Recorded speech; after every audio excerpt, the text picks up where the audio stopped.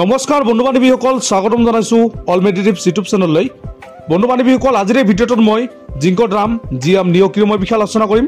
এই জিংকোড্ৰাম GM neo' ক্ৰীমটো কি কণ্ডিশ্যনত ব্যৱহাৰ কৰা হয়, ইয়াতে কি কম্পজিশ্যন আছে, কোনটো কোম্পানীয়ে মেনুফেকচাৰ কৰিছে, ইয়াৰ মূল্য কিমান, ব্যৱহাৰ কৰাৰ পিছত আপোনাৰ কি বেনিফিটছ হ'ব আৰু আপোনাৰ কিবা ছাইড ইফেক্ট হ'ব নেকি আদিৰ বিষয়ে এই ভিডিঅ'টোত মই বিতংভাৱে আলোচনা কৰিম।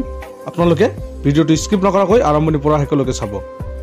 বন্ধু বান্ধৱীসকল, জিংকোড্ৰাম নিঅ' ক্ৰীমটোৰ মূল্য হ'ল 62 টকা 50 পইচা আৰু বৰ্তমান মূল্য 68 টকা। আৰু এই ক্ৰীমটো মেনুফেকচাৰ কৰিছে এপেক্স লেবৰেটৰিজ লিমিটেডে।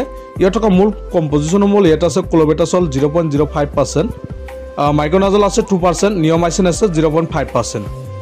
বন্ধুসকল, ভিডিঅ'টো আৰম্ভ কৰাৰ আগতে এটা অনুৰোধ জনাওঁ, যদি আপুনি আমাৰ এই ভিডিঅ'টো প্ৰথমবাৰৰ বাবে চাই আছে, আপোনালোকে প্লিজ চেনেলটো ছাবস্ক্ৰাইব কৰি দিব আৰু কাষত থকা বেল আইকনটো প্ৰেছ কৰি দিব। তো বন্ধুসকল, এই ক্ৰীমৰ বেনিফিটছ সম্পৰ্কে আলোচনা কৰিম। এই ক্ৰীমটো সাধাৰণতে ছালৰ বিভিন্ন প্ৰদাহৰ ক্ষেত্ৰত ব্যৱহাৰ কৰা হয়, যেনেকৈ ফাংগাল ইনফেকশ্যন, ৰিংৱৰ্ম, কেণ্ডিডিয়াছিছ আদিৰ ক্ষেত্ৰত এই ক্ৰীমটো ব্যৱহাৰ কৰা হয়। বন্ধুসকল, ইয়াৰ উপৰি একজিমা, চৰাইচিছৰ দৰে ছালত হোৱা এনেকুৱা ইনফেকশ্যনত এই ক্ৰীমটো ব্যৱহাৰ কৰা হয়। বন্ধুসকল, এই ক্ৰীমত এণ্টিবায়'টিক গুণ থাকে, যিয়ে বেক্টেৰিয়াজনিত ছালৰ সংক্ৰমণত আৰাম দিয়ে। বন্ধুসকল, ইয়াৰ উপৰি বিভিন্ন ধৰণৰ ছালৰ সমস্যাৰ ফলত হোৱা ৰঙা পৰা, ফুলা, ছালৰ খুজুলি আদি এনেকুৱা ক্ষেত্ৰতো এই ক্ৰীমটো ব্যৱহাৰ কৰা হয়।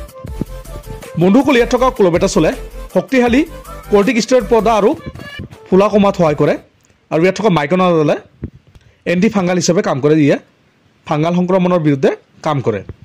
বন্ধুসকল, ইয়াত থকা নিঅ'মাইচিনে এণ্টিবায়'টিক হিচাপে কাম কৰে, যিটো বেক্টেৰিয়া সংক্ৰমণ প্ৰতিৰোধ কৰাত সহায় কৰে।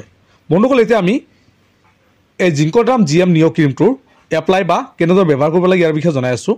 প্ৰথমতে আপোনাৰ যিটো অংশত আক্ৰান্ত হৈছে, যিকোনো ধৰণৰ এনেকুৱা ধৰণৰ ছালৰ ইনফেকশ্যন হৈছে, আপোনালোকে সেইখিনি ঠাই ভালদৰে পানীৰে ধুই ল'ব। তাৰপিছত শুকাই যোৱাৰ পিছত আপোনালোকে এই মলমটো লগাব। আপোনালোকে ভাল ৰিজাল্ট পাবলৈ হ'লে দিনত 2 বাৰ লগাব পাৰিব, অথবা আপোনালোকে ডক্টৰৰ পৰামৰ্শ অনুসৰি ব্যৱহাৰ কৰিব। বন্ধুসকল, এই ক্ৰীমটো ব্যৱহাৰ কৰাৰ পিছত আপোনাৰ ছাল ৰঙা পৰা, ছালৰ বিষ, ছাল শুকাই যোৱা, ৰঙা পৰা, এলাৰ্জিকজনিত সমস্যা, ছাল ফুলি যোৱা, ছাল পাতল হোৱা বা ঘন হোৱা এনেকুৱা ধৰণৰ ছাইড ইফেক্টসমূহ দেখা দিব পাৰে। বন্ধুসকল, এইবোৰ হ'ল সাধাৰণ ছাইড ইফেক্ট। ইয়াৰ উপৰি যদি কোনো ধৰণৰ ছাইড ইফেক্টে দেখা দিয়ে, তেন্তে আপোনালোকে এই ক্ৰীমটো ব্যৱহাৰ কৰিবলৈ বন্ধ কৰিব আৰু ডক্টৰৰ পৰামৰ্শ ল'ব।